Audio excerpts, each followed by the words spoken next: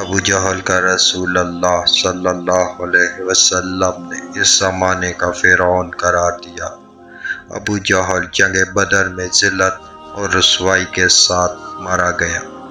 بدر میں ایک طرف طاقت اور قوت کا پہاڑ ابو جہل تھا۔ ابو جہل حضور علیہ السلام کا جانی دشمن تھا۔ آخر اس کی موت کیسے ہوئی؟ حضرت عبد الرحمن بن عوف رضی اللہ تعالی عنہ کا بیان ہے کہ جنگ بدر میں ایک صف میں کھڑا تھا اور میرے دائیں بائیں دو لڑکے کھڑے تھے۔ ایک نے چپکے سے پوچھا کہ چچا جان، کیا آپ ابو جہل کو پہچانتے ہیں؟ میں نے اس سے کہا کہ کیوں بھتیجے، تم کو ابو جہل سے کیا کام ہے؟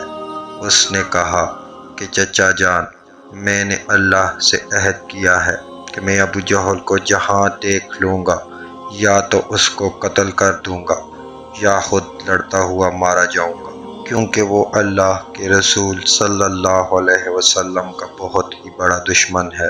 حضرت عبد الرحمن کہتے ہیں کہ میں حیرت سے اس نوجوان کو تاک رہا تھا کہ دوسرے نوجوان نے بھی مجھ سے یہی کہا۔ اتنے میں ابو جہل تلوار گھماتا ہوا سامنے آ گیا اور میں نے اشارہ سے اسے بتا دیا کہ ابو جہل یہ ہے۔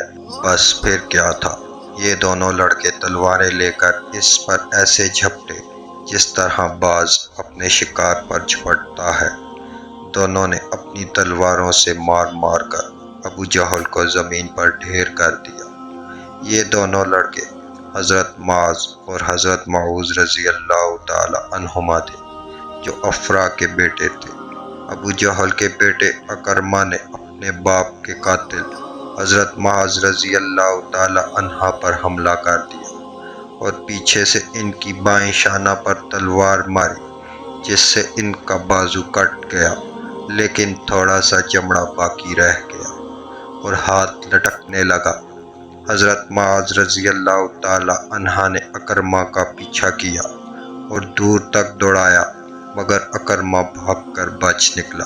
حضرت معاذ رضی اللہ تعالی عنہ اس حالت میں بھی لڑتے رہے، لیکن کٹے ہوئے ہاتھ کے لٹکنے سے زحمت ہو رہی تھی، تو انہوں نے اپنے کٹے ہوئے ہاتھ کو پاؤں سے دبا کر اس زور سے کھینچا کہ جسم سے الگ ہو گیا، اور پھر وہ آزاد ہو کر ایک ہاتھ سے لڑتے رہے۔ حضرت عبداللہ بن مسعود رضی اللہ تعالی عنہ ابو جہل کے پاس سے گزرے۔ اس وقت ابو جہل میں کچھ زندگی کی رمز باقی تھی۔ حضرت عبداللہ بن مسعود رضی اللہ تعالی عنہ نے اس کی گردن کو اپنے پاؤں سے روند کر فرمایا کہ تو ہی ابو جہل ہے، اب بتا تجھے اللہ نے کیسا رسوا کیا۔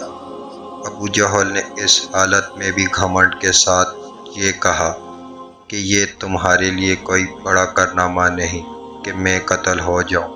مجھے اس کا افسوس ہے کہ کاش مجھے کسانوں کے سوا کوئی دوسرا شخص قتل کرتا۔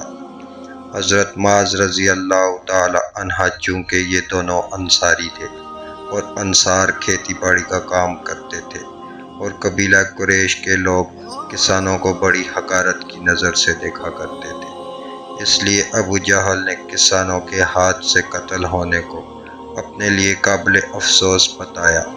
جنگ ختم ہو جانے کے بعد حضور علیہ السلام حضرت عبداللہ بن مسعود رضی اللہ تعالی عنہ کو ساتھ لے کر جب ابو جہل کی لاش کے پاس سے گزرے تو لاش کی طرف اشارہ کر کے فرمایا کہ ابو جہل اس زمانے کا فرعون ہے۔ پھر عبداللہ بن مسعود رضی اللہ تعالی عنہ نے ابو جہل کا سر کاٹ کر تاجدار دو عالم صلی اللہ علیہ وسلم کے قدموں میں ڈال دیا۔